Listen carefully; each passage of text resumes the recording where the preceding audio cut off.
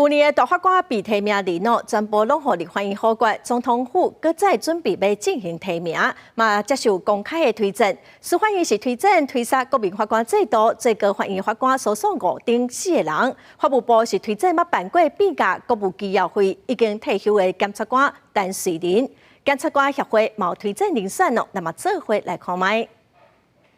前检察官陈瑞仁，几啊年前经办淡水边的国务机要会，甲前总统淡水边的夫人吴淑珍起诉。虽然已经退休，不过法务部甲推荐伊做大法官。谢谢啦，因为现在总统还没有提名哦，我现在不方便发表什么话海了。得到法务部的推荐，陈瑞仁敢若讲感谢，其他是无加讲。换到检察官协会推荐的大法官名单，这位嘛受到大家关注。至少政治部门要有共识的情况之下，去宣告死刑，禁止死刑，才有这样的正当性。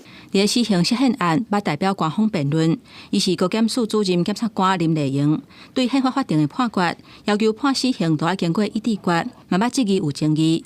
除了检察体系提出人选，司法院嘛有推荐的人，4个法官伫名单内底。一方面感到荣幸啦，另外一方面感到惶恐。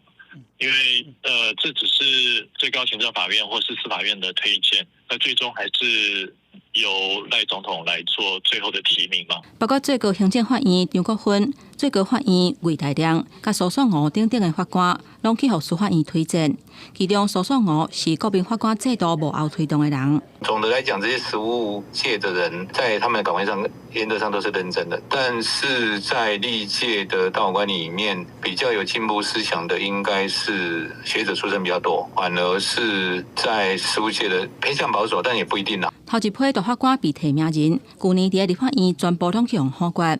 这个大法官的缺已经3个月，到大陆也未保护交。这一届各界各再提人选，什么人会当互提名，就等总统府的相关审政小组来公布。公司新闻台北报道。